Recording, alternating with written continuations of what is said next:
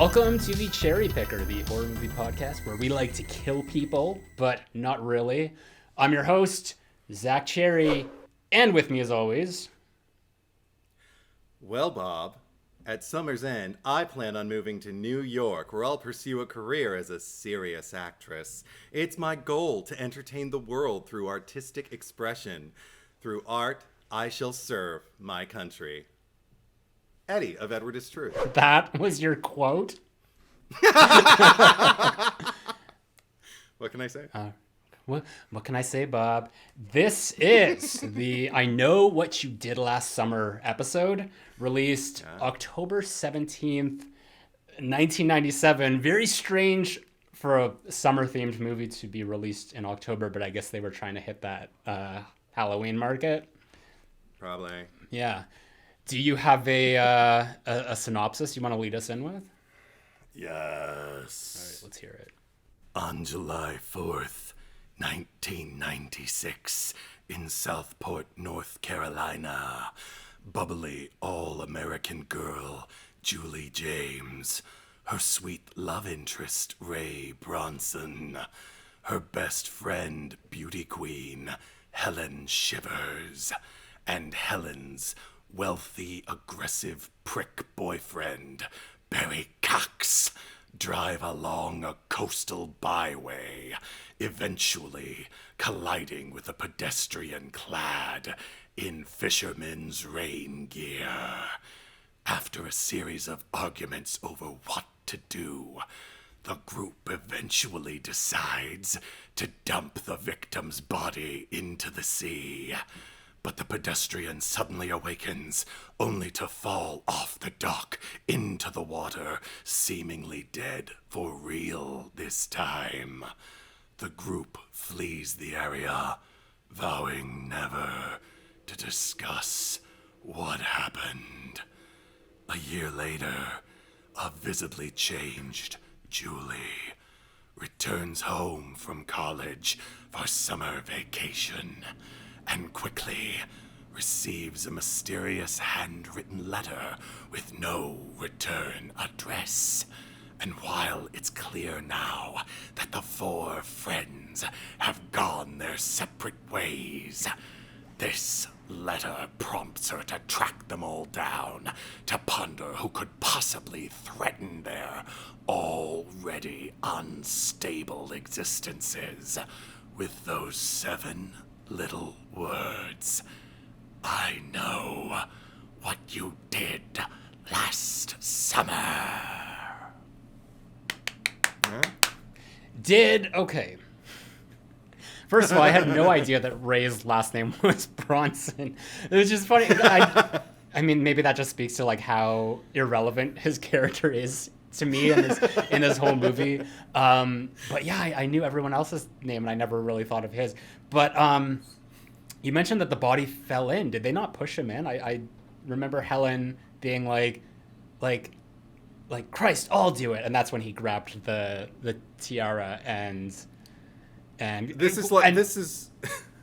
yeah. Oh, I was gonna say, and then what followed was possibly like my favorite like comedic moment in the whole movie, unintentionally, is when Barry gives us that very emphatic no.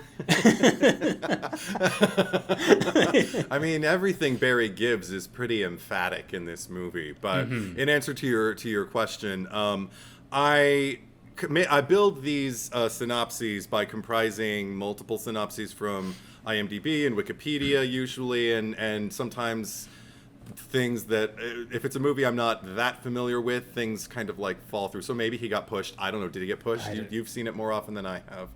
I mean, I can tell you in a second here, but it's okay. Right. But was this the first time you saw it? This is the first time I've seen it in its entirety. I mean, I wasn't really making it out to see a lot of these, teen. Out to CEA, no, out to CEE. Many of these, horror movies geared toward like teenagers and everything like that back in the day. I don't think I've made any secret of that in the past pods that we've recorded. But I don't. Yeah, there wasn't anything. Well, no, going out to the theaters because I didn't see Scream in the theaters. Oh. I didn't see Scream 2 in the theaters. Yeah, like there's. Oh, I guess so. I didn't Yeah. I didn't see the Faculty in the theaters. That's I mean, off pod. how but yeah. often do like he speaks and I just pretend to be listening. Exactly. So, hi Zach, I'm Edward. Edward is truth. But anyway, no. So I never saw it in its entirety. I think I caught it on cable a number of times just when I was like flipping through the channels back when I had satellite, and I never saw the opening. I only ever saw. From kind of like the money spots. I saw basically everything that they make a reference to in Scary Movie. That's what I've seen. Yeah. and that's what was actually recurring to me while I was watching the movie in its entirety this afternoon. I was just kind of going like, I was laughing because I was remembering jokes like Shannon Elizabeth running out of the car and going, "Oh my God, we hit a boat," you know? Yeah, I'm much more familiar with the Scary Movie franchise than I am the I Know What You Did Last Summer franchise. How about you? I saw. Well, first of all, sorry, I'm just looking at the scene right here, and there's a struggle because he has the crown, but Yes. it almost looks like Barry does push him because it was almost like very last minute when he grabbed it. I don't know. It doesn't matter. Honestly, he was still alive. That's all. It went from manslaughter to homicide in quotation fingers. But no, I saw this when it came out, probably opening weekend, because I huge Buffy the Vampire Slayer fan at the time, and I remember I just saw Sarah Michelle Gellar in a movie, and it was a horror movie, and I'm just like, I got to see that. I want to see that. So I ended up going to that, and I think that, like, I mean, I was at an age, how old would I have been? 12, I suppose at that point. I mean, obviously I knew that this was not Buffy in the movie, but it was still like, it was very jarring to see Sarah Michelle Gellar get killed in a movie, because it's just like, but she's Buffy. That's not supposed to happen. And but that I guess prepared me for Scream too, because by that point I was just like, that's what you get for not being Buffy and everything. But yeah, I saw it, and I mean, it's always been a movie that, like, it's unforgettable. I'm never going to not remember this movie. Yeah. But I think that maybe at the time I built it up to be something more than it was, because it was sort of like, oh, it's like it's another Scream. And it's not. Like, it's not it's Scream at all. And which is fascinating to me, because this is written by Kevin Williamson. And I just don't know, like, okay, a lot of people really love this movie. Like I did a video on my YouTube a while ago. It was all like ranking the 90s teen horror movies. And I had specific criteria of what fell under that list. I might have like made a few, like taken a few liberties, like by adding Valentine in there. Because literally, like, all of those movies were still filmed and produced in the 90s, even if they did come out in the 2000s. Valentine was the exception to that, because that was filmed after 2000. But it was still 90s teen horror-esque enough that I included it. And I think I ranked I Know What You Did Last Summer, out of the 17 movies that were included in this, maybe in the middle. I think it was like 10th or 11th. So I mean, it definitely fell on the back half of that list. And I find that with this movie, it starts off great. I'm really on board with everything that's happening in 1996, as you said, if that was the year.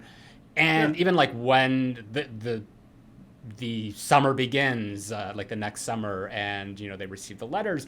And I think it's around the point where Barry gets run over by his own car that the pacing of the movie just falls flat for me. And every criticism I hear from people like the Scream 2 dissenters that say, like, oh, it's so boring. Like, there's just like all this like slow scenes in the middle. That's how I feel about I Know What You Did Last Summer, because everything in between that scene with Barry getting run over and then probably like the parade, or even like the where Helen comes home and the fisherman cuts her hair.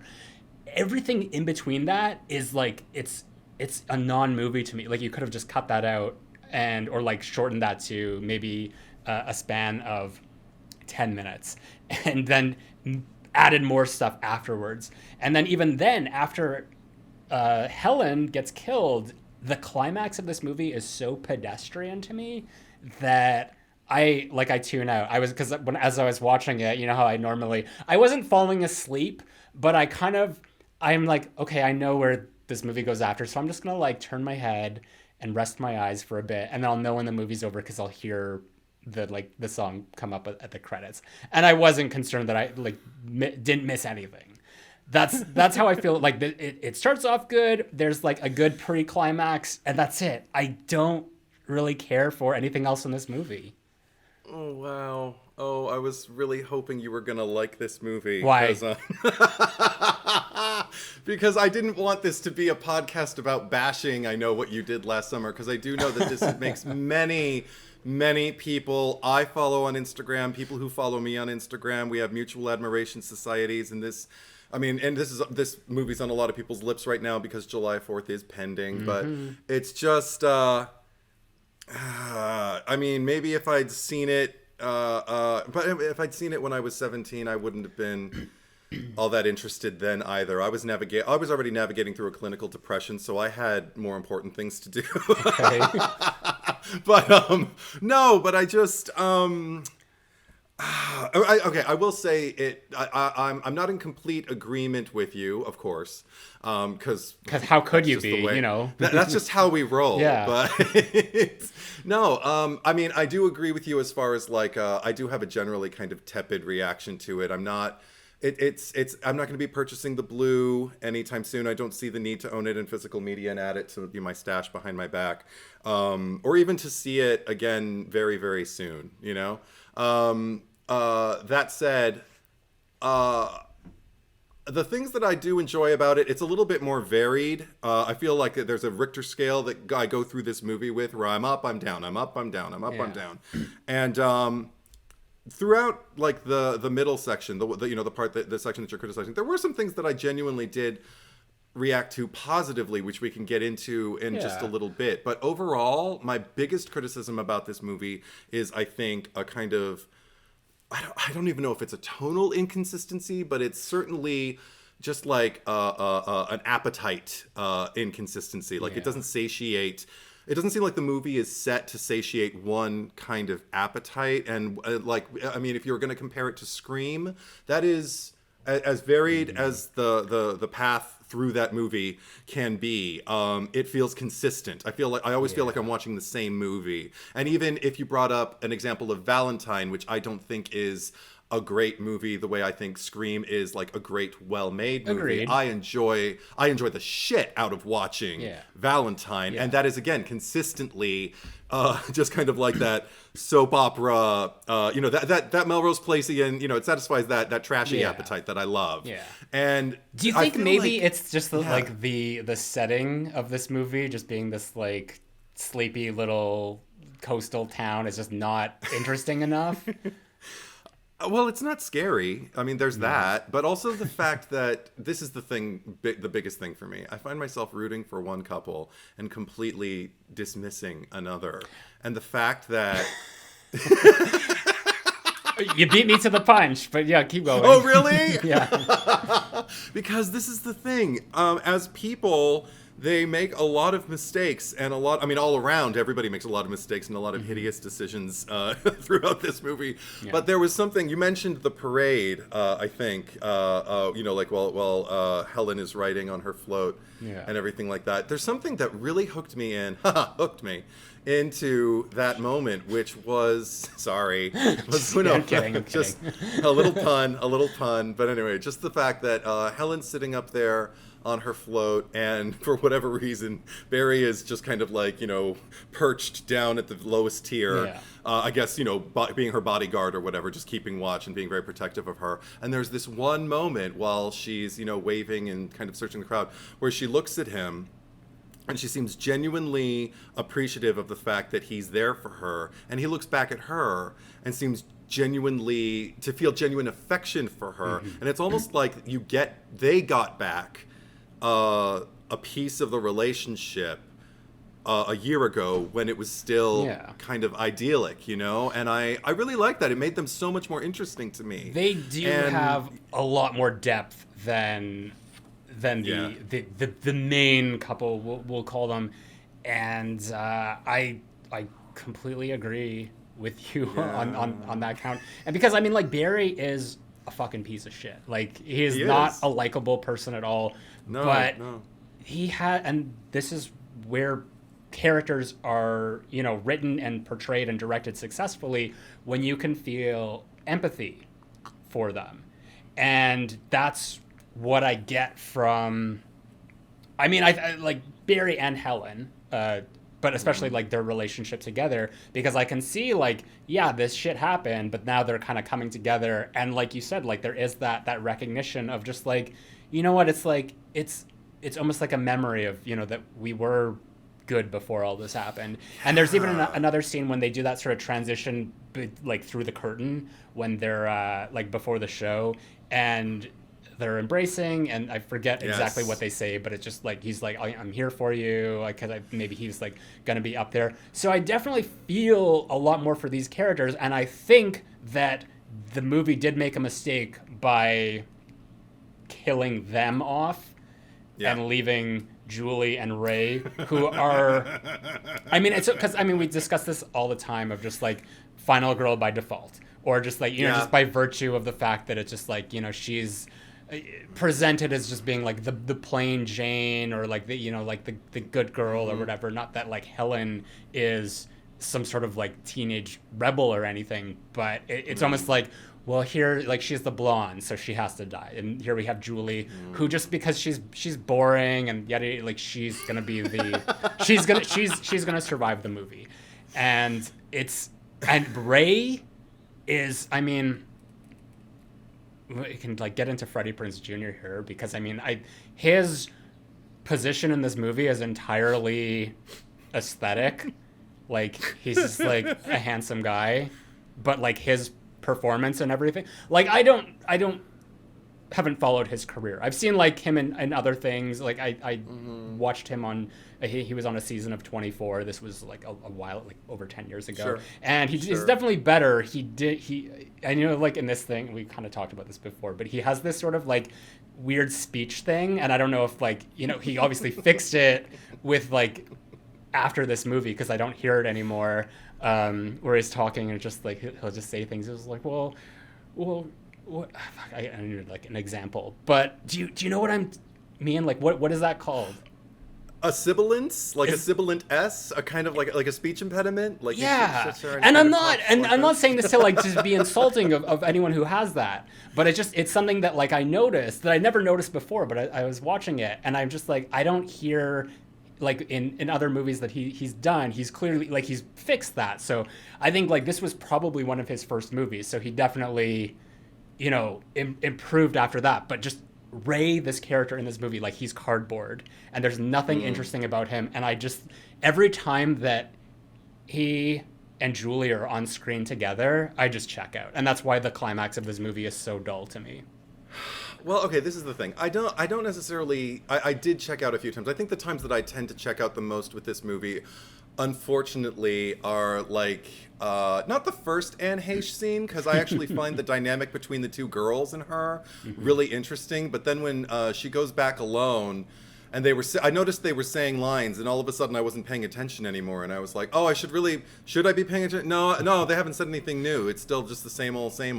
I'll click back in when something interesting happens, and I did. Yeah. But when I realized, oh, that guy David Egan, spoilers for anybody who hasn't seen the movie, that guy David Egan, he ain't the killer. Okay, gotcha. They've been wrong this whole time. What a twist. And but I think the thing that I hook into actually even more so with Freddie Prinze Jr., particularly in this movie. I mean, I never really heralded him as a great actor. That doesn't mean I think he's a bad actor. I think maybe Freddie Prinze, if he had stuck to it and still, like, because I don't even know what he does now. I think he owns a restaurant now, right? Something I don't know, that. but he's married to Sarah Michelle Gellar, so he won in the end. He's got the last laugh. Yes, absolutely. And this is the thing. I mean, I remember he had a TV show back in the day where called Freddie. Brian Austin Green played his little brother. I think it was like, I did a was it before or after Joey? Like the Friends story? Oh, I don't know. I think it was maybe after or maybe during. I don't know, but I just remember it might have been after. As I did like a featured background role on it and everything like that, and I didn't really get to like talk to him or anything like that. But he said hello. He was, had a very nice energy. Everybody on that set adored him. So he is obviously like a genuinely nice, wonderful, beloved figure on any set that he's going to work on. If we're so ever he's got that going saying bad shit about people, we're not saying bad yeah, things exactly. about the person. Well, I am not trashing Freddie Prinze Jr. as a person. And the thing is, I'm not even trashing him as an actor. What I started to say is I felt about Freddie Prinze Jr. back in the day a similar way that I did about Keanu Reeves. I love you. I just wish you would find your niche. And obviously, Keanu Reeves in the past 10 years has definitely found his niche. And to the point where now, anytime Keanu Reeves does anything, I'm like, I'd watch it. And if Freddie Prinze Jr. kind of found it, like, I think he's very, very charming. I loved him in The House of Yes, this movie with Parker Posey and Josh Hamilton, where they play twins who fuck each other. And he's their little brother. And Tori Spelling's in it. She plays Josh Hamilton's betrothed, like his fiance, and then she meets his twin sister, and there's this rivalry. It's amazing. Good indie film from the 90s, if you want to see good old Parker Posey. Ooh. But and he's adorable in it. But anyway, the thing that he does in this movie that I noticed more than anything was his scared face. He has kind of like a, like he always looks like. I got a letter. Yeah, like somebody immediately like pulled a weapon on him, and he's like, "What?"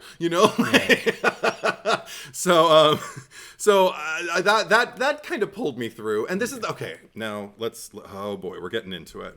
Okay, Jennifer Love Hewitt.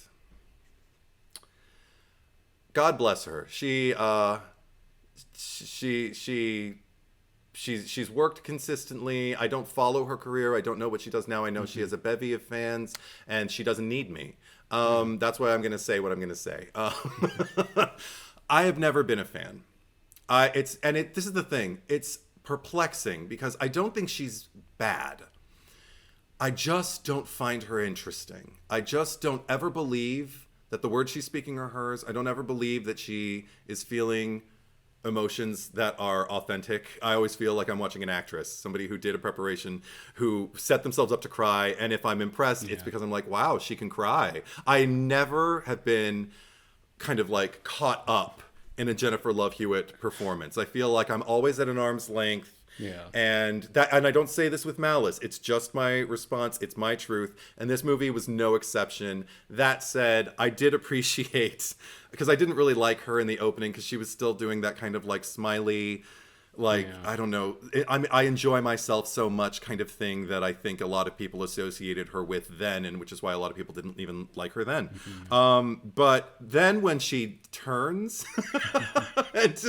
and she's suddenly got the eye bags and the greasy hair and the gray clothes and the general kind of like, I don't know, which like truck increasingly energy. Like she gets like prettier throughout the movie. It's just like that harsh transition there. But then but once she starts to get her like her mojo back, it's like by the end, like she looks good. How Julie got her groove back. That's what this movie should have been called. Because that's the thing. By the end of it, that you already mentioned it in terms of like her being a final girl by default, and I agree. Yeah. But not even that. She's not even a final girl to me. But then by the end of the movie, a year later, she's back to being bubbly and like on the phone, and I'm completely obsessed with myself kind of energy. And a very like tonal departure from where we were right before that. Yeah, it's like, wow, you were almost interesting, and then I will you had to go and recover. Okay, well, first of all, clearly we can agree she's no Wilford Brimley. Not at all. But not at all. the end, like that climax, like the thing that like annoys me the most about her in that climax especially is that she is doing more harm than good. There's like a scene where Ben Willis is fighting Ray, and he's got this. Like he's you know, he's like matching blows, and Julie just pops her head out of that door, and she sees the fight and she screams, which distracts Ray enough for him to get punched off the side of the boat. So it's just like now you're just being counterintuitive with your scream. Like if you're just showing up to scream, and that's like really, I think that's why she's in the movie, because they're just like, can you scream? Yeah, okay, great.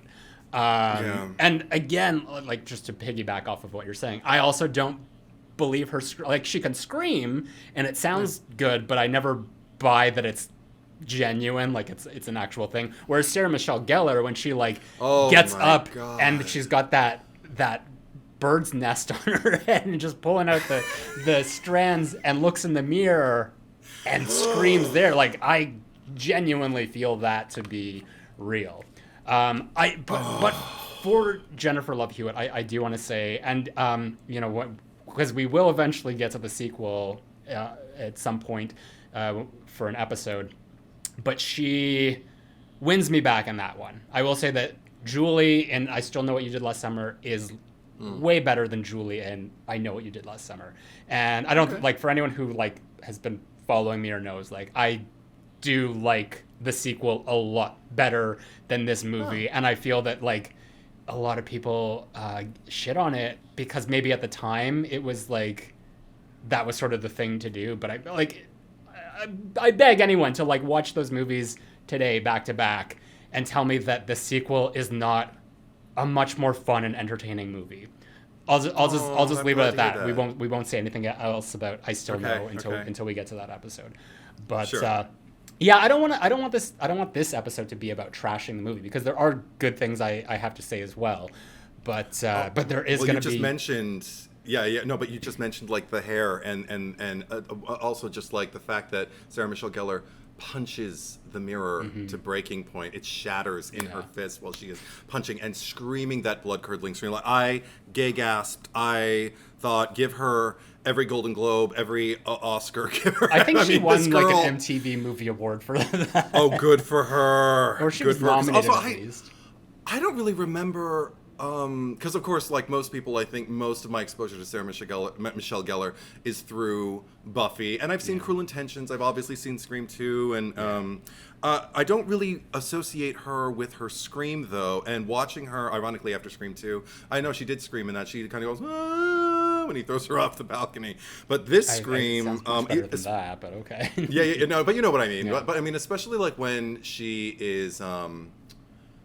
When she discovers her sister's body, when they're in the shop together, and she just bellows out this guttural, like blood, like in like you can feel like veins bursting in her neck. Like I bet she lost her voice after that. It's just like she corners the bone chilling market with that scream, and I really appreciated that. That was one scene actually where I really wish she had her Buffy abilities, where I was just kind of like, when she ran down that alley and he's just kind of like slamming her like into the wall and everything, and you don't even see exactly everything that's happening, and it just broke my heart, because I knew she wouldn't survive, but I wanted her to so badly in a way that I didn't really care. Well, people say like they're you know, she's on par with Tatum from Scream, of just the best friend trope. The difference with Scream is that, I mean, like, Sydney is actually a great character, where it's just like, you know, if you had like Tatum playing off of like or Rose McGowan playing off of Jennifer Love Hewitt, it'd just be like, Wes, she's not giving me what I need. I don't know how that would go down, but I agree. I mean, the thing is, like, I don't know what the dynamic would have been had it been different and like swapped of like Sarah Michelle Gellar being, you know, not even playing Julie James, but just like if they had made Helen the main character Exactly. If that what the trajectory of the movie would have looked like after that. That would have been a great twist.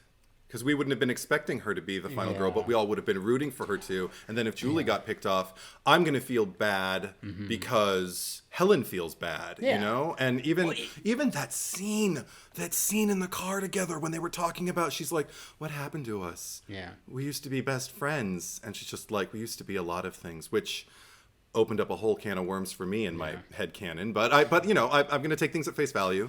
And then just watching like her eyes well up and just watching her more than just like the technicalities, like her eyes welled up, whatever, but because Jennifer Love Hewitt's eyes well up too, but just the fact that like I could feel this reach from Helen, like this sense of loss of like a friendship that actually I all of a sudden I found myself feeling a loss that hadn't really been manifest on screen for me yet, you know? Like they did kind of the thing that they always do in these kinds of movies where to establish two girls are friends, they link arms together and they walk, you know, in step and just kind of go, you know, just kind of have banter with each other. That was their friendship. I just want to like pull this back a bit because we have been very harsh to Jennifer Love. And it's not just her, it's the writing. And, you know, I kind of want to get back to this because, you know, I mentioned this is Kevin Williamson. And this is Kevin Williamson's adaptation of the Lois Duncan novel, which I've never read. So I'm not familiar with it. I didn't like even research it really for this episode. I don't know if you did. No. But this feels to me like it. Going back to, when we were talking about Friday the 13th, you talked about how Friday the 13th feels like it's the horror movie of the 80s that came out. And, you know, it wasn't like great or anything, but it was doing everything right. That the other movies that copied it were getting wrong. And I feel like you can say a similar thing for, I mean, if you were to look at like Scream as being the Friday the 13th, which I think like Scream would be more of like the Halloween, but it just for the sake of this argument, it's like they were taking, I mean, he was taking from his own work anyway, but like Kevin Williamson was just doing all of the things from Scream. Not that I want to say that anything was unsuccessful about Scream, but it was just like he used what he did, but then it was just like there's a lot of filler in this movie that felt like when you look at other movies of this ilk that came out in the 90s, where it's just like, I think most of those were probably straight to video because, you know, they already weren't good. But it was like, this movie, I Know What You Did Last Summer, has a lot of those like bad horror movie tropes that I find where it's just like, okay, you're trying to be Scream, but you're not doing it successfully.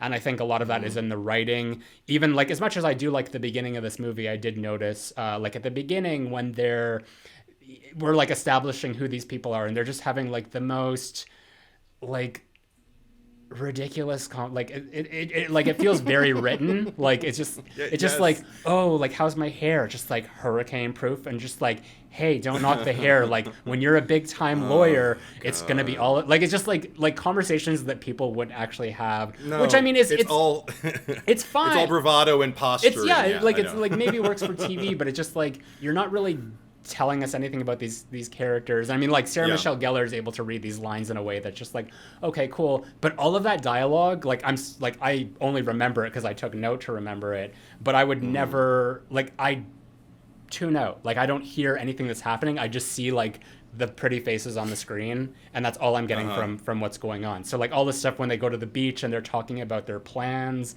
I still have no idea like what was Ray's like going to school, what was he gonna go to school for? I have no idea. Like they were talking about their future, and I'm just like, I don't know what's going on here. Like there's words and I'm just not registering with them. And that's where I feel like Kevin Williamson is, it's really hard to like criticize him because like he did come up with Scream, and I've heard this from people before where it's just like Scream was just kind of like a very happy accident, or just like kind of like lightning in a pan or whatever bottle. Yeah. What's the pan? Pan strike the pan while the iron's hot. I don't know. But it's just sure. Like we'll go with whatever. But it was almost like he had this really successful thing because I mean like I'd seen Dawson's Creek, maybe like here and there when it first came out, but like Same. to me, like that was so like not interesting to me, and I just felt like a lot of the kind of like dialogue and dynamics is just like what he was writing with this movie, like a very like teen melodrama like show. Whereas like when I look at Scream, every little bit of like conversation and dialogue that's had in that movie is furthering the plot. Like we're not wasting time just like, you know, like Sydney's not like going up to Gail's van in the front of the school and she's being like, oh, your hair looks good, and she's just like, well, when you're a big time reporter, you know, you gotta have, you know, like they're not wasting time. Not that would ever be a conversation that Sydney and Gail would have, but you know what I mean? Like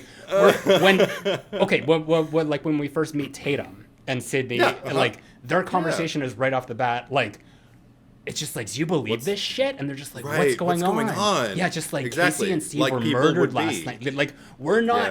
It's not like we're just meeting these people for the first time. So just like, as you know, I'm gonna be this big time lawyer in New York, and you're going off to be an actress as well, and like whatever it is. Like, you know, we're focusing on like what's in the moment and what's happening, and that's what makes the characters feel real. Like they already have a history. We don't have to like sit there and like ruminate on like the shit that's going on right now. So that's why it's always so jarring to me to like know that Kevin Williamson wrote Scream, but then he also wrote this, and it's just like,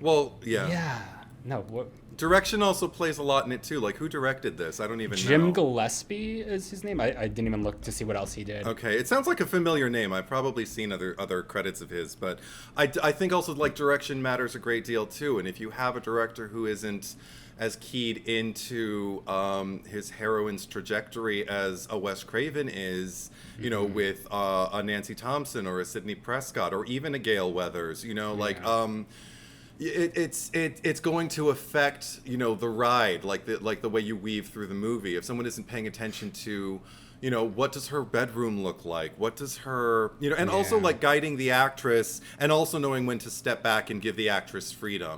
And even maybe just in terms of casting, like maybe, and again, like I it's not that I think Jennifer Love Hewitt is bad. I actually, to sing her praises and even just Julie's praises, I do have to say the opening did definitely seem kind of like one uniform movie in and of itself. Like everything that happened in 1996, I was like, this all feels like one movie. Once we moved into 1997, it shifted gears, but in a good way for me, actually, because all of a sudden I felt the camp element heighten. Because when we got to see Julie, I just wrote, Julie's arc is becoming epitomal camp with all the Saccharin family backstory and the apparent transformation she undergoes from sunny Julie to haunted Julie, and then the fact that she reteams with Helen, and she finds out, you know, through Helen's bitchy sister. Oh, I love her in this. Like, I love to hate her, Bridget Wilson. I love to hate her. Yeah. But the fact that she is like one of the worst sisters on cinematic record. But I do love the fact that it's just like, oh, you don't have to go, you know, need no New York number.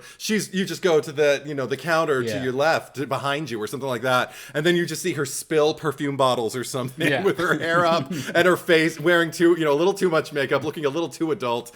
And just kind of, Julie, you know, and it's camp perfection. And all of a sudden I'm just kind of like, what is this movie? This is just suddenly turned. And then they go out to go find Barry, and he's on a balcony. He's probably been drinking. There's a shady, you know, like, oh, you're not dating Barry anymore? And no, she's not. But why? What happened? You know, like, it's just, the intrigue is just kind of like building and building. We're just like, we're reassembling the team.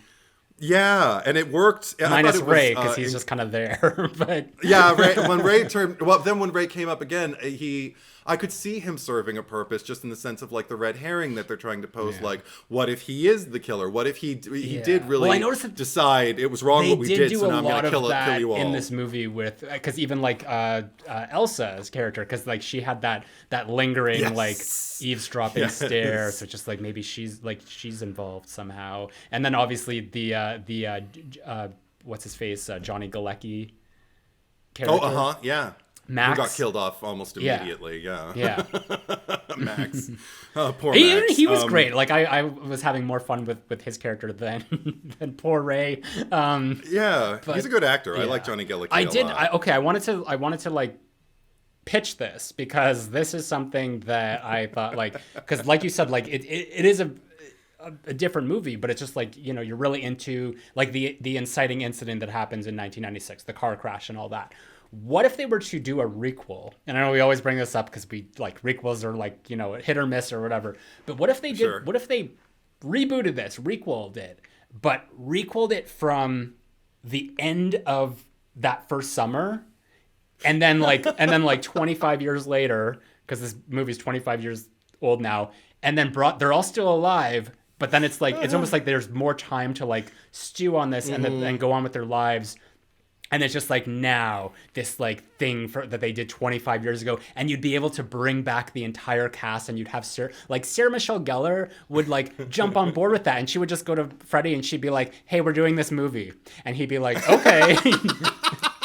And Ryan Phillippe and Jennifer, like they'll do it, and it's just like that would be awesome, and I feel like, you know, they could then fix the mistakes that they made with, because, you know, obviously not everyone agrees with me, but I mean, just I feel that like they could fix the mistakes of like the bulk of the movie and then go back and just get a second chance of doing it, but just telling a different story. Because what else are they going to do with this franchise at this point? Like everyone hated the sequel. The series, they hated the third chapter even more, the straight to DVD and the series. The I series haven't heard one good thing awful. about the series. The series has nothing to do with the movie except for the fact that really? they paid like Sarah Michelle Gellar and all of them to basically market it, to just be like, "Oh yeah, I saw it. It's a great show." And just like, you did not A, watch it, or B, think it was a great show. It's really bad. That's terrible. So yeah, what else are they going to do at this point that's going to be any worse than what they've already done? Like, I think that's a great idea. I mean, you know what I would actually respect even more though, because I think it is a great idea. I don't know if it's a great idea for like a legitimate like feature film, but what I would love is if like they could get enough of a budget behind like one of those Funny or Die YouTube videos or something like that, where they gather them together just and so they can make fun of requels, you know, do it like as a kind of like meta tongue-in-cheek thing, but still bring them all back and have it be as if only the first 15 minutes of I Know What You Did Last Summer is canon. You know, now it's 60 years later. It's funny, you know, okay, because you like mentioned that. meta, because there is like, this is not meta. There's not like, I mean, other than the fact that like at the beginning they're talking about urban legends, ironically enough, that, you know, then a movie called Urban Legends came out. But they're just talking about like the hook and all that stuff, and then that's who's after them. And there's some dialogue like when they're going to Missy's house, and hey, by the way, that house is the same one from The Conjuring. Which I noticed. But they're having this conversation, and they're just like, it's like Silence of the Lambs and Jodie Foster like going up to the house, and then there's like another thing about like Murder, She Wrote, and that's why they use like the code names Jodie and Angela when they're pretending to be. Yes, that was like, cute. I thought that was adorable, actually. All I could think is just like how stupid is this character played by Anne Heche, that she's just like, because she's just like, whatever, like. But then she says that line, she's just like, y'all come back anytime, like it's real lonely out here. And then like, what do they do? Like the next day Julie comes back and she charges at her with a knife, like, what are you doing here? and then she's just like, this is gonna sound really, all she could have said is this, like, oh well, you invited me to come back, so I came back. So again, like Julie just not thinking very smartly as a final girl. But there was it was almost like he was trying to like pepper in like little bits of like what made his like Scream script good, but it just felt strange here, you know? I mean, that's a problem about like trying to repeat or even echo. Well, maybe not echo. Maybe it's easier to echo something, but it's harder to repeat the tenets of what made something successful. I mean, we talked about this with Cursed also. Yeah. When you take like all the components of a successful project and try to replicate it, you can't. Sometimes it is just about more than just the people involved and any amount of money, any kind of budget that you may throw at them. Sometimes it is about a story you're driven to tell as opposed to a story you're hired to tell. Yeah. Sometimes it is just about a perfect storm, and it's about the time in your life and what drove you to tell this, and what this what this movie meant to you in terms of like, this is either going to remake me or it's going to break me kind of thing. Yeah. And this...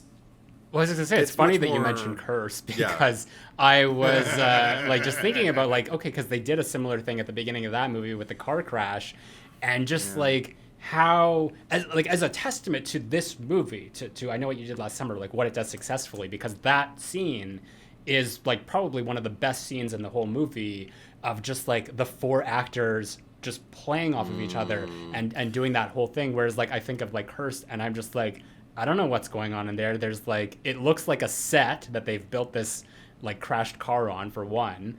But it's just like nothing about it feels authentic. It's just like, oh, we should get going. I'm hearing strange noises. Like, it's just like, it's like there's like a lot of broad comedy to it, where it, whereas like in I Know What You Did Last Summer, just like the stakes are high. Like it's just serious. Like we've got to. That's what makes the initial like plot of this movie of just like hitting the guy and thinking they killed him and what are we going to do, that brings out like, that gives you, that's why, you know, at least like Barry and Helen like successfully, and just like the way that they're written and acted are such fascinating characters, because it's like we're drawing these decisions and emotions out of them, whereas like Julie and Ray, it's just like, okay, even though they're trying, like, you know, we're pulling at certain things here, it's not doing what we need to. But with Cursed, you know, you have the car crash, and literally like the next scene they go home, they're like, so we're gonna talk about what happened tonight? No, I'm just gonna go upstairs and research werewolves online. Like it's just like, it's completely like night and day, you know.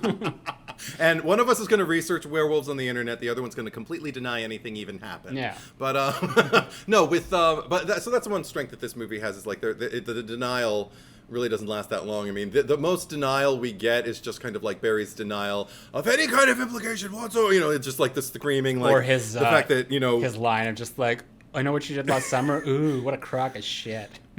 Right, just this alpha caveman with testosterone-driven outbursts in place of any sense. I love any when attempts to make resolutions. When he punches Ray with his like broken arm.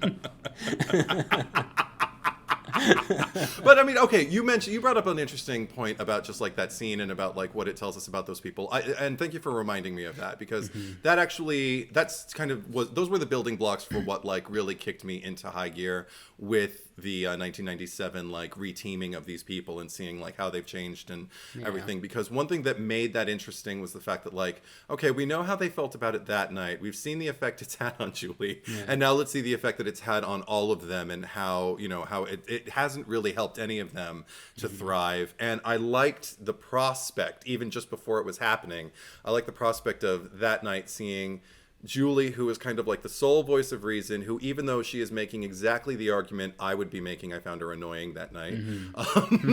But then I get to see it, you know, like it wasn't just one of those things where it's like, no guys, come on, we got to do the right thing. And then she went back to her life. It did have this grim effect on her in a long-term sense, to the point where her mother was worried about her. She doesn't visit her family anymore. She's completely cut off because she's kept carrying the secret. I'm all about that shit. And then the fact that that night, I love that Barry, and after a little coaxing, Helen were so on kind of the same page. Because that's another thing about Sarah Michelle Gellar and Ryan Phillippe, as evinced also in Cruel Intentions, which I have varied emotions about, but I like them in it.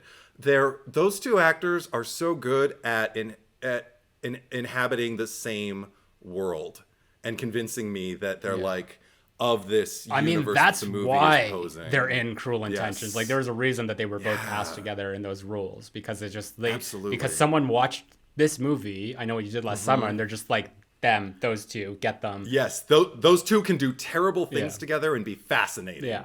But I also love the fact that, again, like I mentioned, that float thing, that there is like still like some kind of like room for, I don't know if about growth, but just about like gentility and a genuine kind of like sense of like a relationship between these people we've witnessed make some of the brashest, most irresponsible, selfish decisions in the time, you know, in the running time of this movie.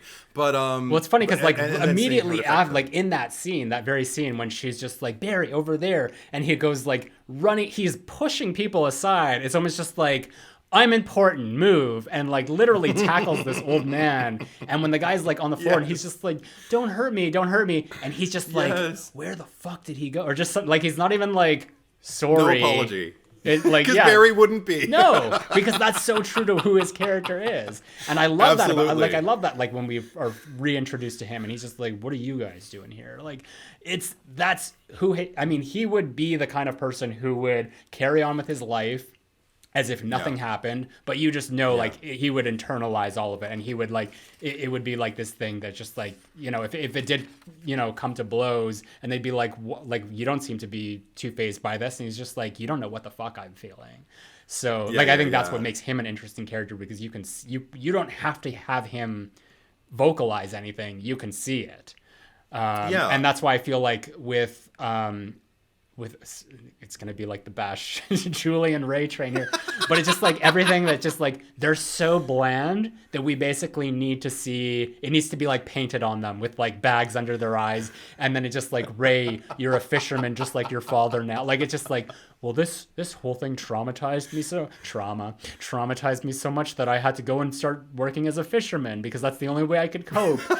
But I mean, again, I will say something nice about Ray in that sense, and Freddie Prinze Jr.'s like presentation of that is that he seemed to be kind of the most well-adjusted person, because he kind of like went backwards and kind of like stuck to it. Like he didn't try to escape the world. He actually rather kind of like embraced it by becoming a fisherman himself. Yeah. So he's confronted with it every day. So when you're confronted with something every day, you have the ability to process it a little bit more. And even though you may still suffer guilt and you may still carry that with you, it doesn't mean that, you know, you're like haunted. And I thought he actually got a little bit more complicated, you know, like the way, you know, guys can be simple in like one scene and then all of a sudden, like, you know, they date the wrong person or they make the wrong decision and now they're complicated. And I thought when he got more complicated, he actually got hotter, to be quite frank. Well, I love that. I appreciate that. I love that you're able to like dig deep and find all this complexity to Ray. And you're not wrong. Like, there's definitely, there's more to be told there, but again, in the writing and the performance, it's never, and the direction, sure, and the direction as well. It's not mine. It's not mine. I don't know if I forgot if I mentioned it, but I looked up Jim Gillespie, and nothing he has done is on my radar. Okay. So I don't know. He didn't do the sequel. He didn't come back to direct the sequel. So, I want to like say like good things I like about the movie, so we're at least balancing it here. I really liked the opening scene, like that shot, like the helicopter shot, like going through the waves and kind of like coming up the cliffside and sort of swooping around. And I'm pretty sure that's like the bend in the road where the accident happens. But what I noticed, like what I really liked about that is the music transition, because you start off with Summer Breeze. Yeah, Summer Breeze, and then it goes into like dun dun dun dun. You know, like the scary like instrumental music, and then you get the fireworks. So it's just like that was done successfully. Like, I wanted more of that in the movie. Very mindful, So it did open very strong that way. Yeah, I was shocked by that cover because I grew up with that song. It's Seals and Crofts, and my parents used to play it in the car all the time. The original, the one that sounds, it sounds feel fine, in your mind. And yeah, there's just like, it's very folksy and very like, I think there's a harmonica or something. Yeah. And you know, it just kind of makes you feel like you're floating on your back in like a lake, like on an inner tube, you know, sipping some whiskey or something. It's great. Yeah. But then you hear this version, it's like, summer breeze, make you feel that. And I'm just like, whoa, okay, what kind of like dark, you know, like goth, it works, though. You know, kind of like metal. I actually, that's another thing, like because I have the soundtrack on vinyl, actually. It's on my wall behind me here. But like all the music choices in this, like I really like them. I always I pick them out, I notice them. So I mean, like, whoever was, you know, doing that for the movie, it worked out well. And, you know, similarly, like with Scream, like there's a lot of songs in that like, you know, you pick out like Drop Dead Gorgeous, and all that. So it's just I guess that like sort of late 90s, the general like where we were like with MTV and all that at the time. It's just like it's basically it's catering to to that crowd of teenagers. Yeah. So that's why this movie is successful, and I think there is a lot of nostalgia behind it. But it's just like, we've talked about this before. Like, nostalgia isn't always good. It's not always sustaining. Yeah. It doesn't last all the time. Sometimes you can go back to something you loved when you were a child or a teen, and you, as an adult or in advanced years, you can revisit it and get everything back and more. And then other times you can go, whoa, that was really, wow, this was bad. This was really bad. But and I don't think this is bad. This is really bad. But I did want to ask you one thing that was actually plot related. Why do you think, because I was a bit perplexed by it, and then I had I don't even know if it qualifies as a theory, but a thought as to what might have possessed him to do this. But why do you think the fisherman killed Max first? For plot purposes. You had to have like somebody... No, but that's the thing. Like, nothing that okay, I guess I will just touch upon the sequel for a bit here, because we do kind of go more into the backstory of this character in the sequel. But I mean, like, clearly, like, in this movie, he's killing innocents, like people who are not involved, like Elsa and Max. I also thought it was funny that Max got like the hook like under his chin, and then when we see his body in the trunk later on, there's no wound there. There's a lot of like really bad like continuity errors. I think my favorite is the fact that like once Julie gets onto his boat at the end, there's all these like photographs of like stuff that occurred that day. So I just see like the fisherman's like going out, and he's like stalking them and taking photos and chasing after them, but then he's like, oh shit, I gotta go back to the 1 hour photo, and it's just like, did you get them all processed? Okay, perfect. Like, or even get to my own studio on my boat where I develop them and then just hang them up. But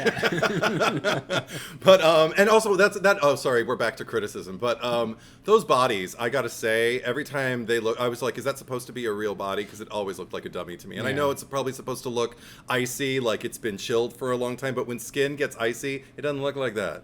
And that was even one thing. There was reveal, I believe it's because she was wearing a green dress, that it was supposed to be Helen when she, at the very end, when she's in the free with all the ice cubes and she sees the one body behind her that's supposed to be Helen, and then she saw a face and started screaming, and I was like, is that supposed to be Barry? I don't even know who the fuck that is based off of the face alone. It doesn't look anything like Philippi to me. But you started to talk about this killer and like killing the innocents and everything like that. Was that your point? Just the fact that he does kill innocents? Yeah, it's just like there is no rhyme or reason to anything that he's doing. And I mean, even given the fact that, I mean, like, he's like, what we find out is that they didn't just like hit an innocent person. He murdered the guy, David Egan, and in the process of him dumping the body, he got run over by a car. So it's almost like he's a very vengeful person. Like, he's like, clearly it's just like, oh, you guys like inconvenience. I mean, I can just imagine like that entire year he probably had to go to like physiotherapy. He's got like a photo of all that. He's just like doing his like walk along like the bars there, trying to get back into like peak health, and he's just like, I'm coming for you, Julie. Just like, so there was a process there. Like, he didn't just like get out of that water and was just like, all right, like there was a lot of fucking damage that they did to him that, he had to overcome. So he's clearly like a vengeful person. Yeah, and I definitely agree regarding the process, because that was actually one of the reasons I thought for a second about why he might have killed Max, because if he is, and it's proven later that he was somehow, if he is indeed watching them as closely as it seems like he is, if Julie's right while she's spinning around in the street going, what are you waiting for? What are you waiting for? Oh, I fucking hate that moment. But anyway, it's so iconic, and I'm just like, so stupid. Very iconic. Anyway, very iconic, very stupid. She has a very similar one in the next movie, too. I wrote down, like, right after that moment, this movie is like if Scream was dumb. Anyway. But anyway, and I really meant if Scream wasn't smart. What would Sydney's "What are you waiting for" moment be in Scream? Oh my god. I think she's too in the moment. But if she had to have, and she's, I'm trying to think if she ever dares the killer to like show himself, you fucking coward. Like, that happens in 2. That doesn't happen in the first movie. I don't know. I'll have to think on that a little bit longer. Well, I mean, and she get does have back the to you, scene. but, Yeah. I mean, it's nowhere near as dramatic and words difficult for me right now. But like when she is on the phone there, and because he's like, do you want to die just like your mother, or so your mother sure didn't. Show yourself, you fucking cretin. Yeah. It's like, fuck you, Maybe you that's cretin. her, yeah. That's what she says. Yeah, that's her. Yeah. Okay, I guess that'd be it. But I prefer that moment. Yeah. Oh, totally. Yeah. But okay, I was making a point about Max and everything. Okay, so I think if he is watching, if the fisherman is watching these kids as closely as it is evinced that he is by the end of the movie, he must know that they suspect Max. And I thought maybe he killed Max just so they would know it's not Max, you know? Like, maybe because I'm not Randy. We're going to be referencing Scream this whole pod. But it's a better movie. But I mean, you could also say, because that's where he got the hook. So it's, he might That's true. But who even knows if that's like, because like, how did he...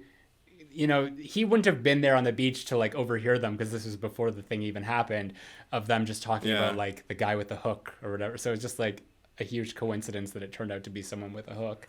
Right. So it just worked out very serendipitously that he got it. But it's just they needed a body count because because we have the police officer too. Is there anyone else that I'm forgetting? You're asking the wrong guy. The sister. We already got her. Elsa, Max. Yeah. The cop. I said the cop and Helen and Barry. Yeah. I can't remember anybody else. I think that's it. I think so. Yeah. I didn't count. I should have done one. But and none of those kills are really memorable to me either. Like they're not. Like because you were saying, like with Helen, like it's just like it's happening, but it's like cutting back to like the parade, and you're just seeing like tires and all that shit. So this is the kind of movie. I mean, like we hear about like PG-13 movie, and like clearly this wouldn't be a PG-13.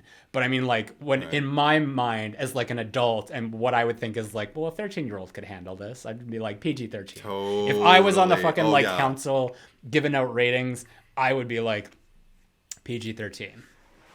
If I had a 9-year-old, I'd say Scream was PG-13 too. Well,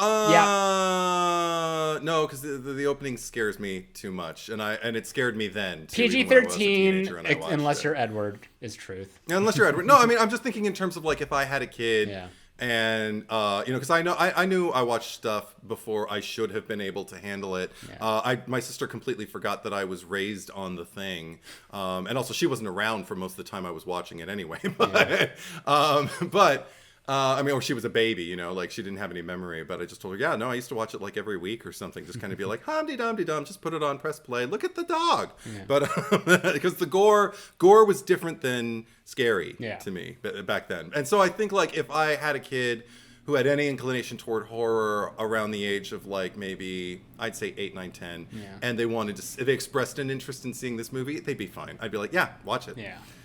Go ahead. Maybe maybe like stage. Create like a PG-15, like some sort of middle ground in between there.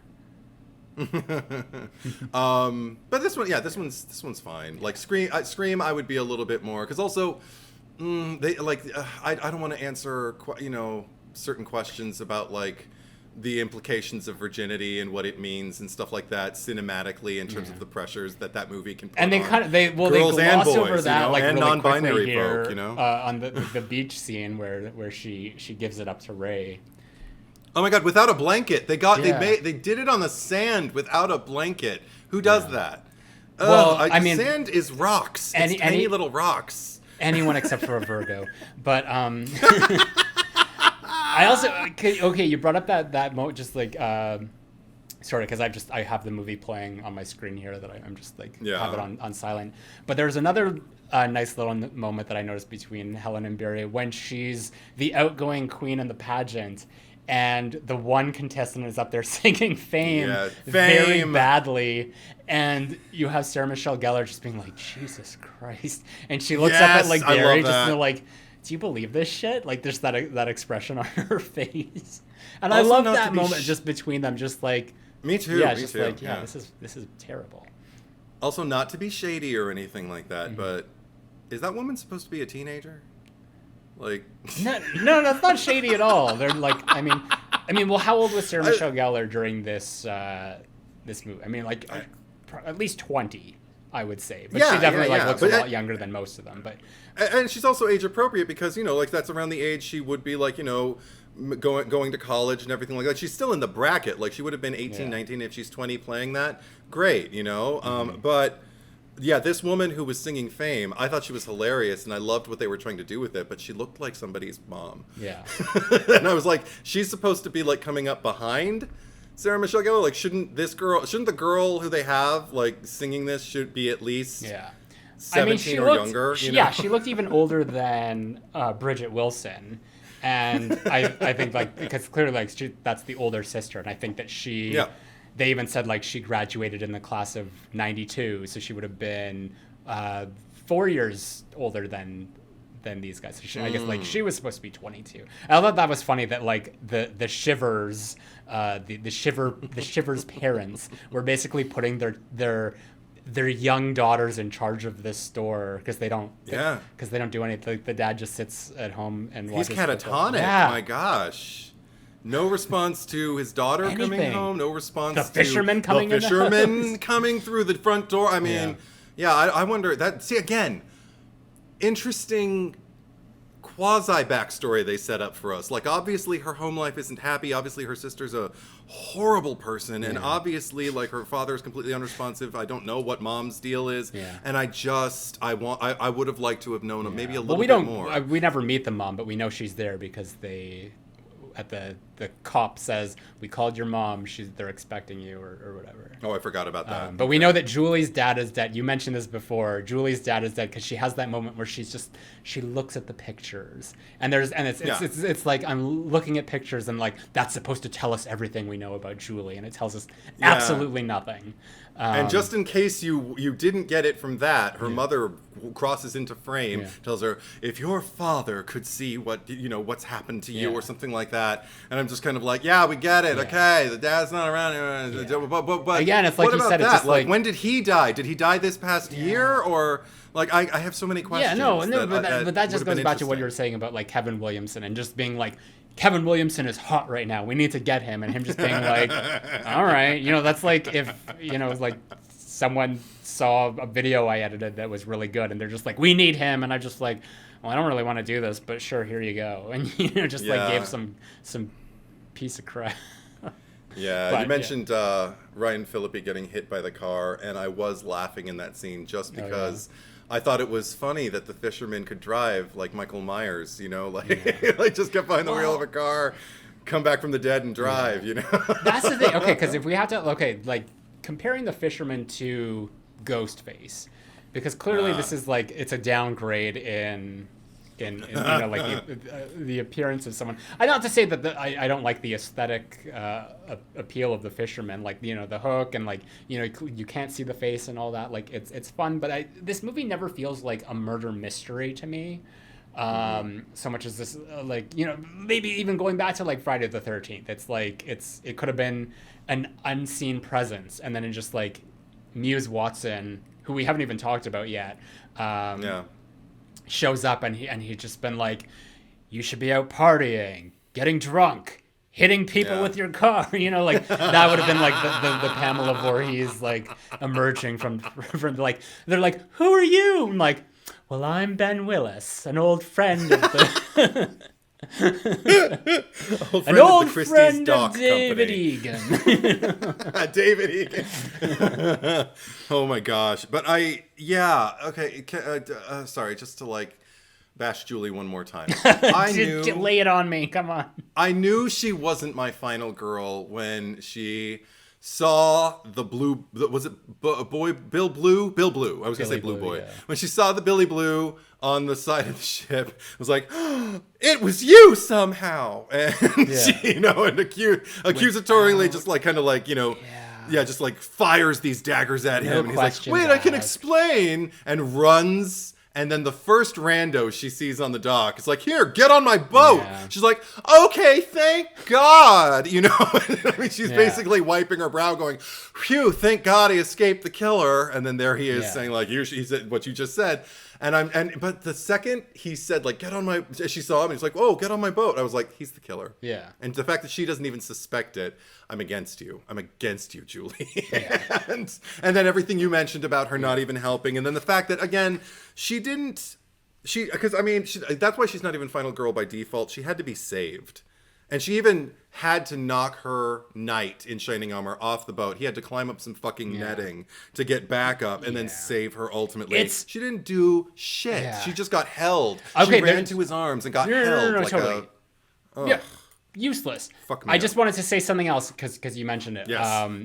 The whole Billy Blue thing. And this is a point against Ray, is that just like, had he just said stuff, like this is just a case of characters withholding information, which just exacerbate the fucking problem. And that's what annoys me about Ray even more. It's just like, because he knows that it's just because even in that scene where they're like, well, we're gonna go talk to this Missy Egan because she knows something about a Billy Blue, and he's like, you can see it on his face because he's playing it like he's guilty, like, oh, and it's just like, oh, I think we should just get out of town, get out. And all he could have said is like, look, that was me. And, you know, don't go out there. Don't waste your time. You know, he literally put his friends in danger to protect himself. And none of that is ever really translated into the story. And he never really has to answer to that. Like, nobody ever says, you know, because if anything, that would have been like where Barry comes in and just like, so you've been fucking around with us this whole time? But Barry's dead at that point, so he can't. And this is another criticism of Ray, is that, which doesn't make any sense, is that the Fisherman doesn't seem to target him in any sense at all, except for the fact he's like, I got a letter. And then Barry points out just like, oh, wow, like you got a letter? Like I got run over by a car. Helen got her hair cut off. Julie's got a body in the trunk. That's balanced.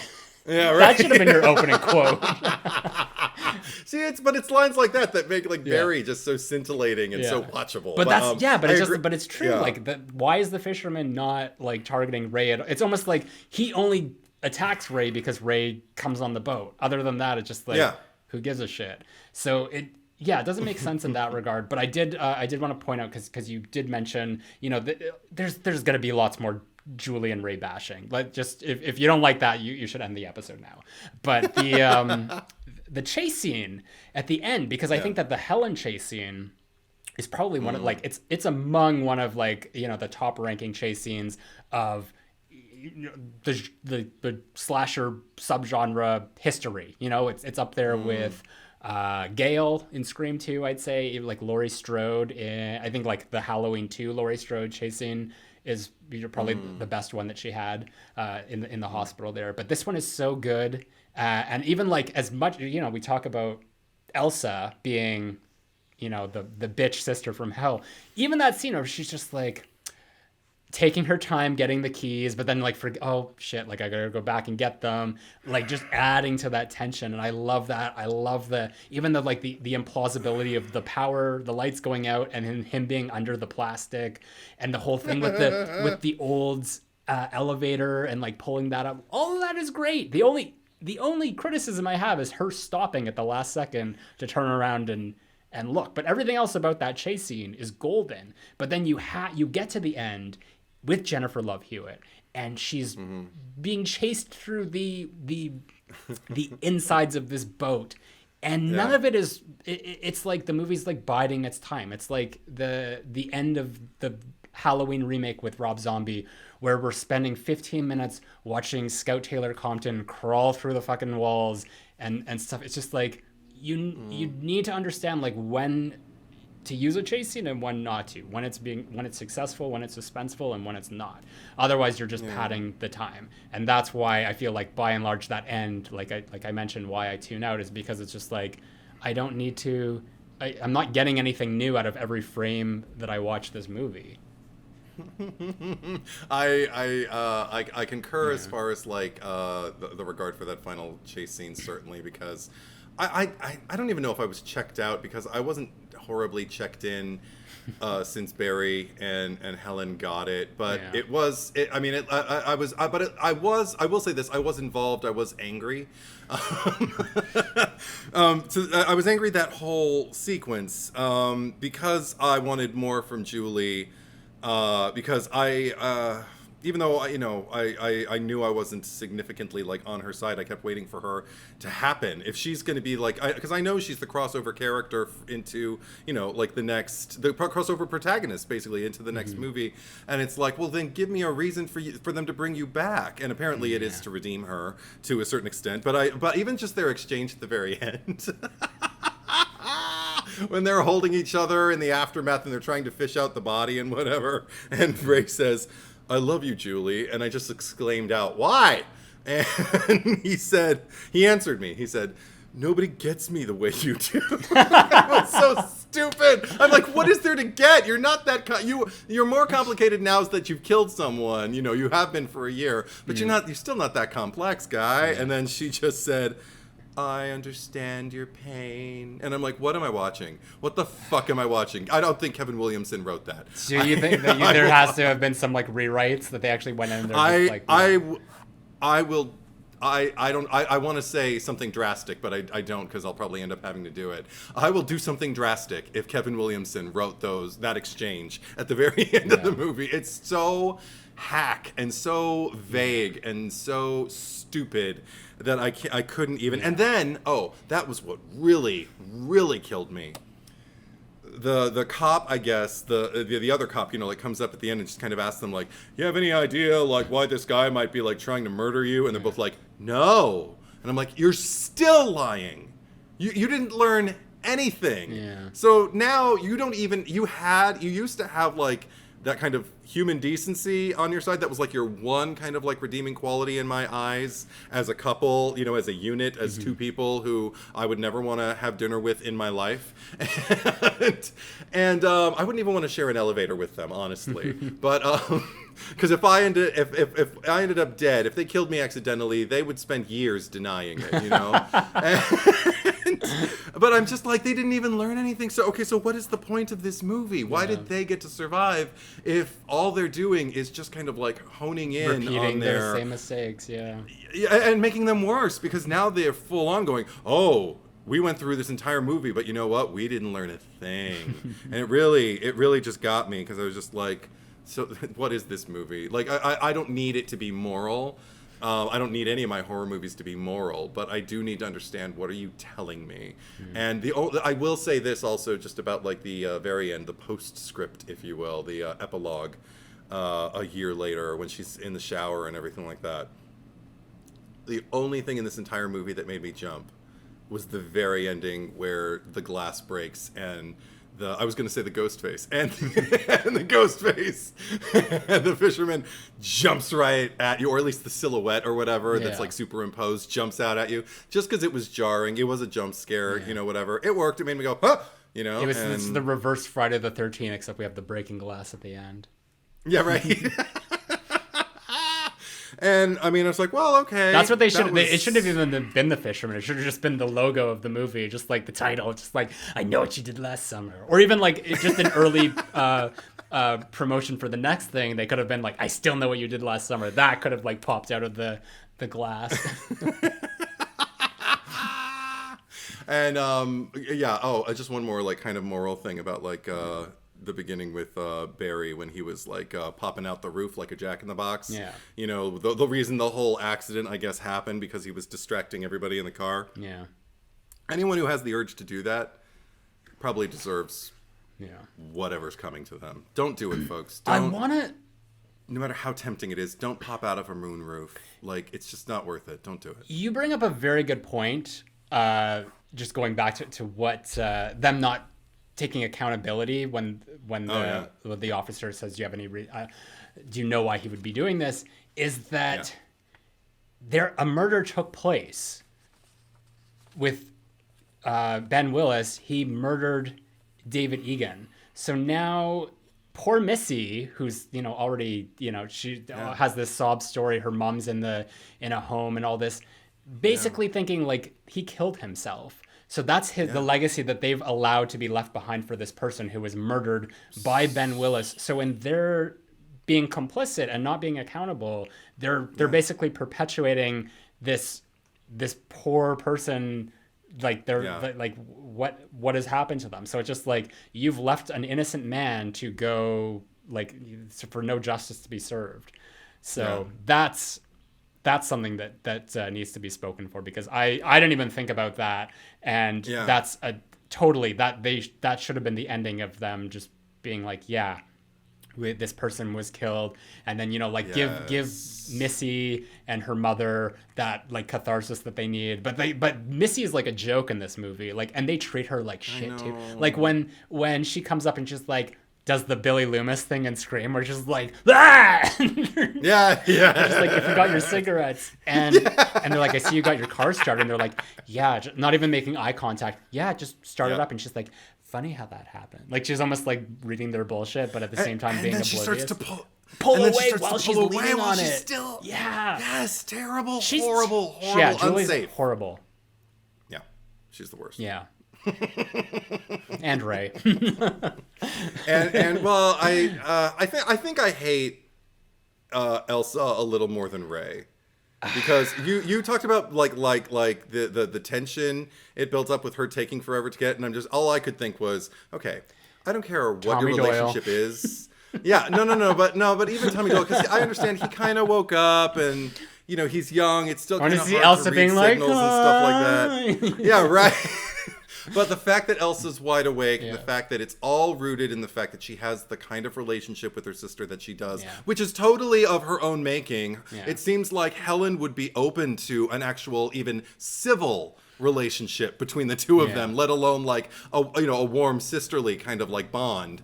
The fact that like her apathy towards the door, and her, I better go get the keys, while her sister is shrieking, and she is not like keeping any secrets in her behavior. You hear, I don't care who it is, I don't care how much you hate them, if they are at your window or your door banging on it, screaming like that to be let in, they're in trouble. They will die if you don't do something. And the fact that, so I find that kind of unforgivable in Elsa's behavior, even though there is definite hypocrisy.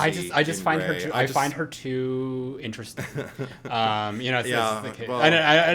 feel we're getting into like cherry picker territory here, so right. we don't need to go over that yet. But I did want to ask, because we haven't talked about Muse Watson, just like his little performance at the end. I just like, what do you make of it? Like, how do you feel about him as the villain of the story, as it were? Honestly, they didn't set him up to be interesting enough for me to pay that close attention. I guess he did a good job. It wasn't. I didn't really care at that point who the killer was. I gave up. Because he's just kind of like, he shows up and he's just like sort of like a thug with a hook, because he's not even wearing the fisherman costume at that point.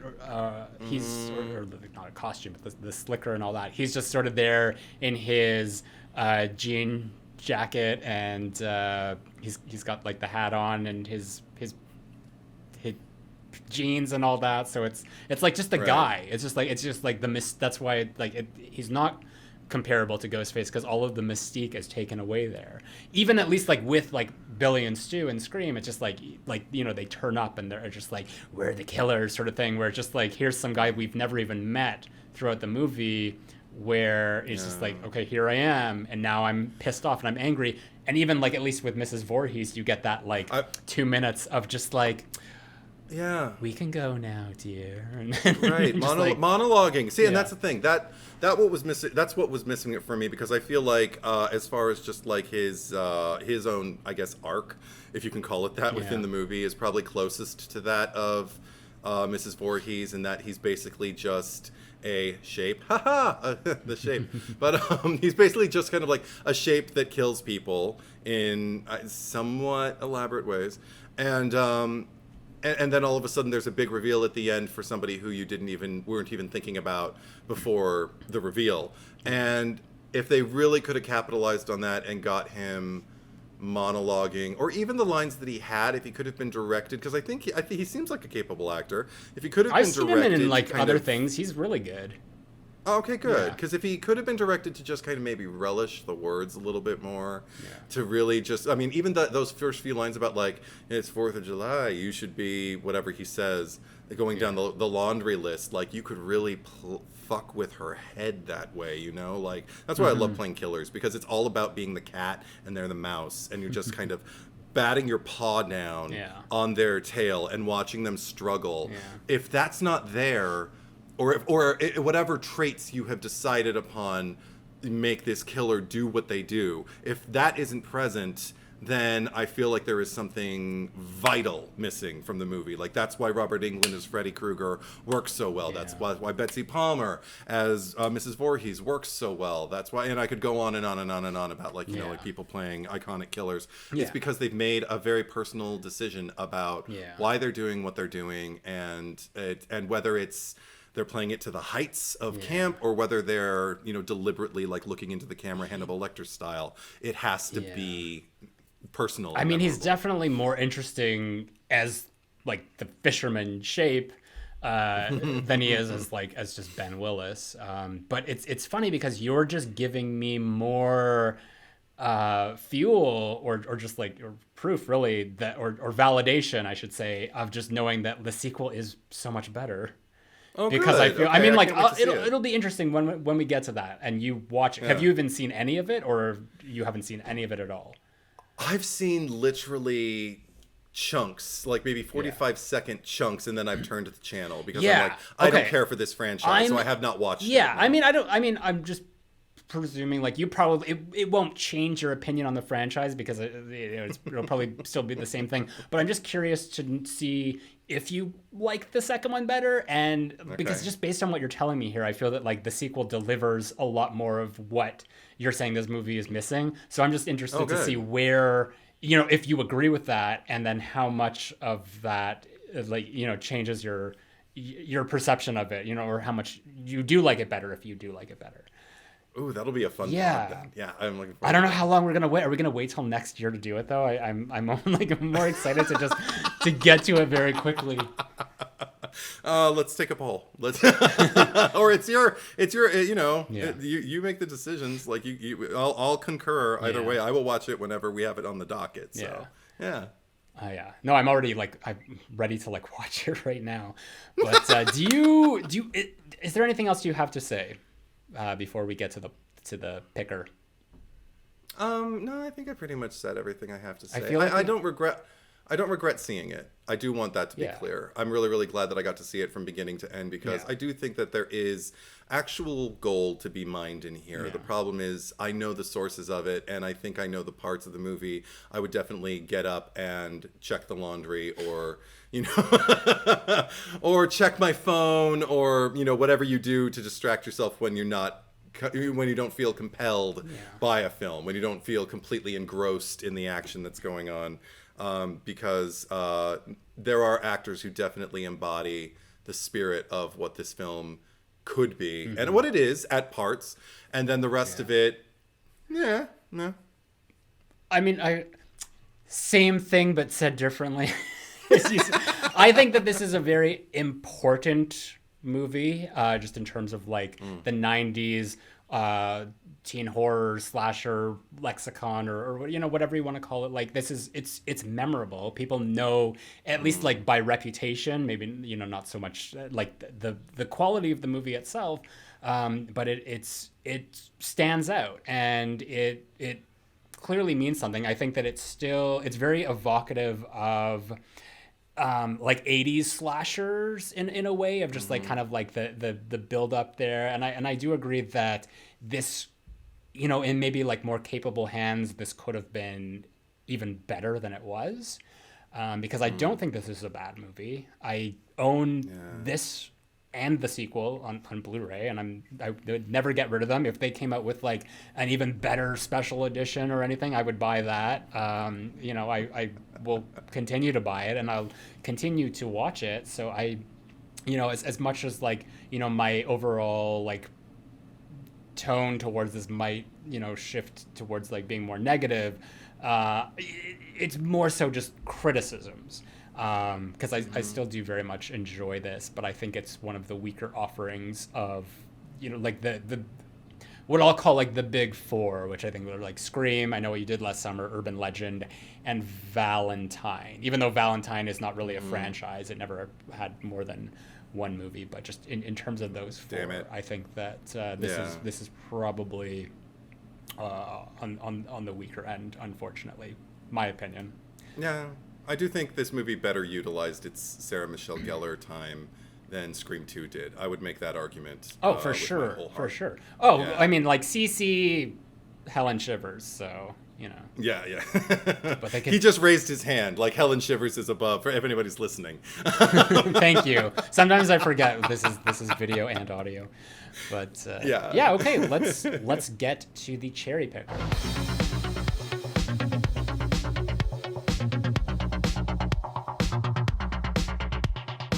Okay, first order of business, we got to pick the cherry on top. And I don't think this is going to take very long at all because obviously it's going to be Helen Shivers, Sarah Michelle Gellar. Obviously. Is there any question? Is there any doubt? Yeah, I mean, this is her movie. And like every bit of it, we didn't even mention how like after she gets her hair chomped off, like the next scene we see her in, she's dressed like a little like paperboy or like newsy, like 1920s newsy.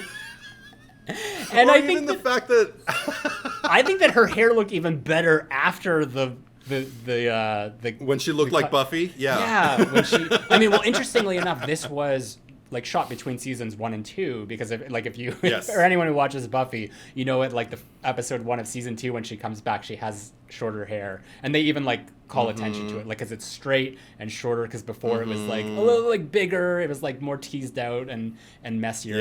They're just like, oh yeah, your hair looks great. So yeah, I liked that she. I always adored Sarah Michelle Gellar with the shorter hair, especially the season 6 when she really cuts it short. That was my favorite. Oh my God, she's then turned invisible. Adorable. So no one saw it.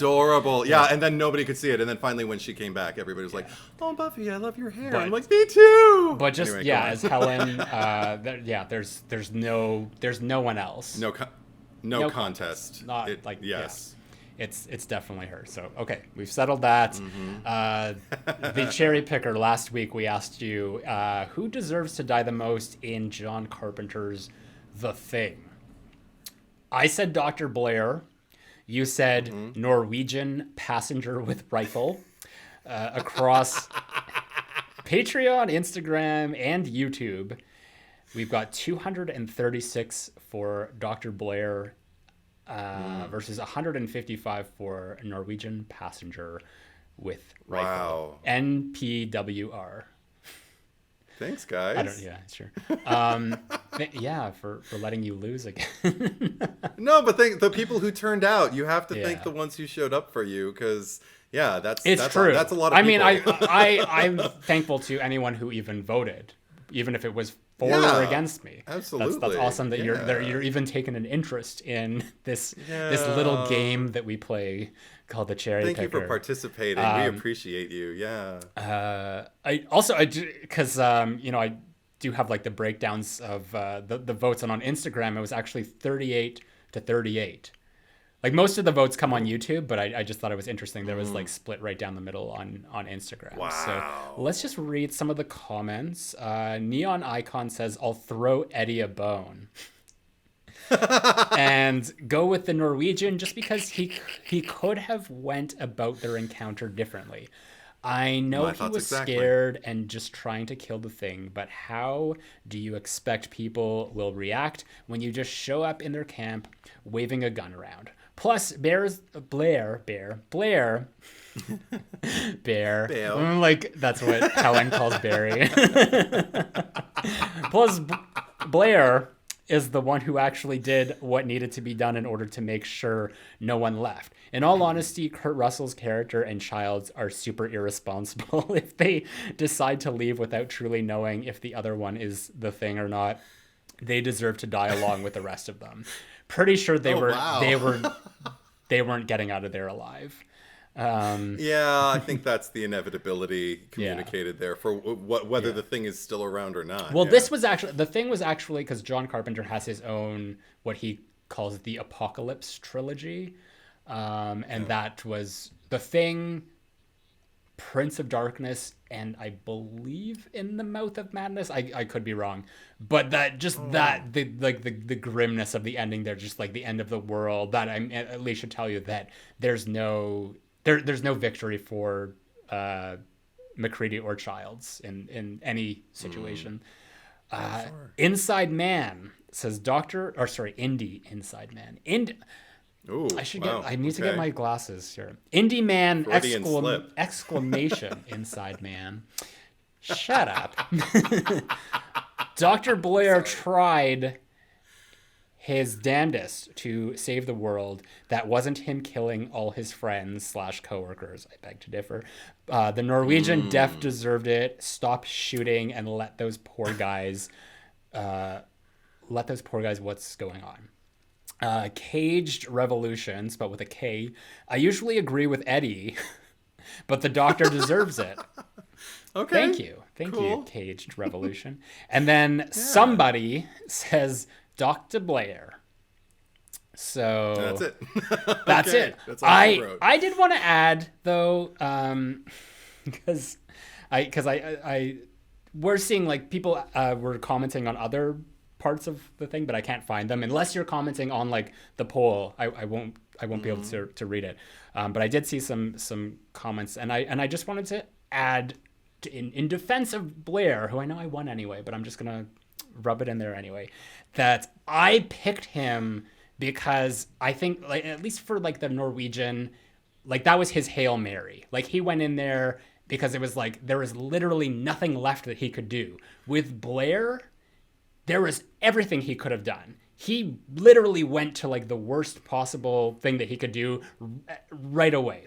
And the thing that, and I'm going to quote something that I heard on Angel, of all places, that he said one time, is that our fate has to be our own or we're nothing.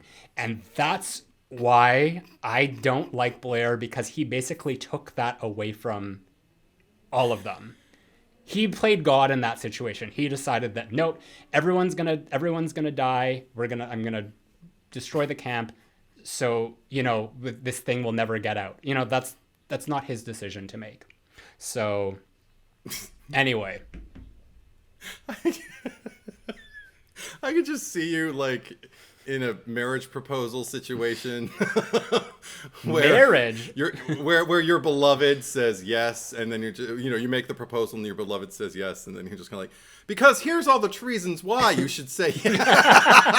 I've already won. Like, I already said yes. I've already won, but I'm going to potentially lose the vote again. All right, but so okay. I'm okay. Now, so I know what you did last summer. I mean, I'm pretty sure I know where you're going, and I mean, like, just for the sake of like making this as interesting as possible, like, I hope you go where I think you're going. But I'm gonna say Ray for basically everything that I said before, but mostly because I just find him less interesting than everyone else. So yeah, no accountability, allowing people to run around and do things that they didn't have to because he just didn't communicate with them, and just being a boring person who feels that he's so deep and complex that there's only one person in the world who understands him. When it's just like everyone understands you're a piece of cardboard. So my nomination is going to be Ray. Okay. I'm gonna go for it. Because I would have chosen this if you hadn't, or if I got to go first, I would have chosen this first anyway. Yeah. With all my heart and soul, I choose Julie.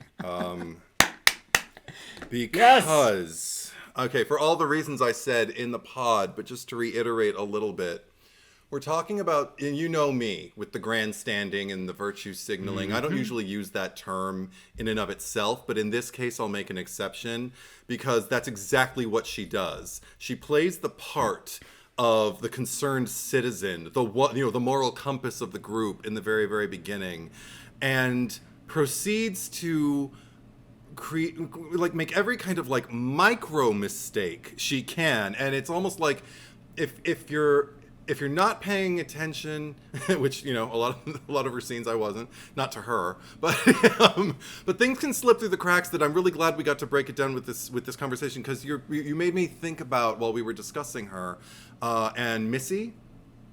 Mm-hmm. Here she goes over to Missy's home with Helen. And they do their little, Scooby Gang thing where they create, like alternate personalities, and like, okay, bye Jill, or whatever the fuck their names are. Jody and Angela, because they were based on Silence of the Lambs and Murder, She Wrote. Right.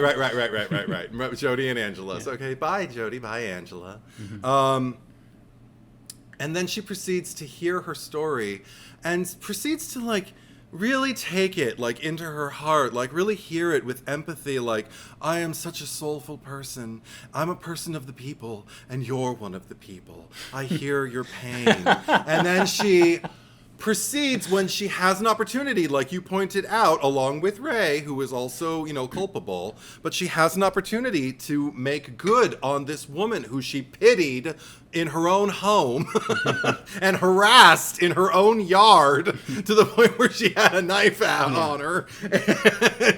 And she had to, and basically denied the truth and did the opposite of everything a decent, law-abiding, compassionate, dimensional human being would do. And what does she do? She goes right back a year later. She's right back to her bouncy kind of I'm on the phone and I'm so happy in my life. I'm wearing a towel and I'm just living La Vida Loca. Going to a pool party. No, I literally saw Jennifer Love Hewitt answer a question when she was on a red carpet somewhere, and they were just like, "Wow, look at you! You're dressed for the evening, aren't you?" She's like, "Yeah, we're just living La Vida Loca," and I'm like, "Oh, kill me, or kill you." So I'm going to kill. I don't want Jennifer Love Hewitt to be killed. I'm not putting that out there, but I am saying I feel hostility towards traits that seem to be shared with Julie and that extended within the script that make Julie a selfish, hypocritical prick. So there you are. She's a prick. That's the second time you used that term. I opened with Barry as a prick. The C word if you want. It's okay. No, I like calling her a prick. I actually prefer the prick. Yeah, she's a prick. It's funny you mentioned that scene with Missy. I love when she's like, "Get out of my house now," and it's just like, you're not in the house. Yeah, this was obviously supposed to take place in the house, and they couldn't get the interior for the scene, so they shot it at the exterior. Who knows? But nobody changed the script. Nobody changed the script. And you know what? I'm glad that I hope you win. Not that I'm not owning my nomination, because I still do. Right. But I hope you win because you deserve one, and I agree with everything you said. And I knew that if I had picked Julie, you would have picked Elsa, and that would have not have been a fun showdown, where Ray and Julie is a fun showdown. So that's true. That is true. You can all go vote on Patreon, Instagram, or YouTube. Vote your heart, vote your conscience. I do want to welcome some new Patreon supporters. So Ben Blucher, Sid Clark, and Sassy Pants Gregorich. Welcome aboard. Yeah. Yeah. Hi, guys. Thank you. Welcome. Just a reminder that for anyone supporting on Patreon on the $5 Freddy Krueger tier, we do a bonus episode every month of the podcast, so you'll be able to listen to that. This month, which is just ending now, June, we are discussing cursed films. Next month for July, which we have new ammunition here for you, we're going to be ranking all of the Final Girls that we can think, just as many as we can think of. Right. I can see a very contentious battle, but I know where Julie might end up on that list. So it's fun that she's going to be there. So if you guys want to tune in for that, just hit me up on my Patreon. There's links for it, whether you're listening or watching this. If you are listening, you can watch these podcasts on YouTube at the Cherry Picker. If you're listening, or if you're watching, the RSS feed link is in the descriptions down below. I have to remember this shit every time, so it's and I can't I can't get it right ever. But it's important that you draw attention to it. Yes. And speaking of drawing attention, I would also like to thank Andre Felix, who edits these podcasts for us. So thank you very much. We could not do this without his help. And no, it's a full-time. Well, it's a lot of work.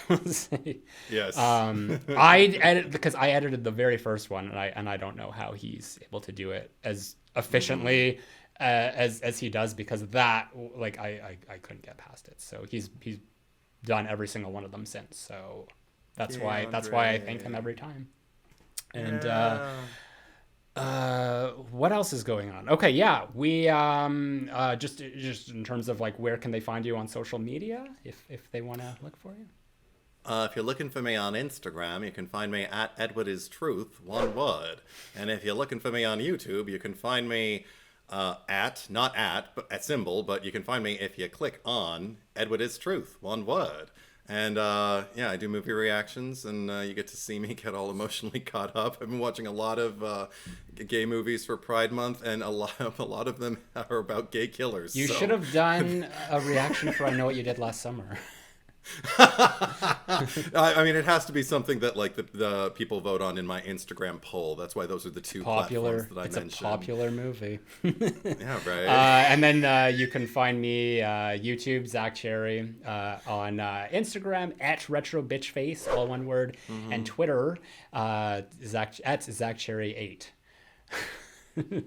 And then obviously, if you're looking for the Cherry Picker poll, you can follow the podcast at the Cherry Picker Pod on Instagram. Yes. And also subscribe to this channel. Also, if you're watching or you're listening, come check us out. What do we got going on next week? You don't know, do you? Good question. I really don't. It's a new release. Oh, wait, no. We gotta go. We gotta go to the movies and watch this. It's not. Wait, is it? No, wait. No, I don't. Call. Oh, black. Wait, is it dark? Yes. Is it something you use to call? Yes. Is it? So it's Black Phone. It's the Black Phone. Okay, I got it. I got it almost. From the writer-director of Sinister. Also starring the star of Sinister, Ethan Hawke. From Sinister. And it's been getting some really good reviews, so I'm interested. I've heard good things. Yeah, so that's gonna be next week's episode. So stay tuned for that. Thank you for watching, listening, and we will be right back.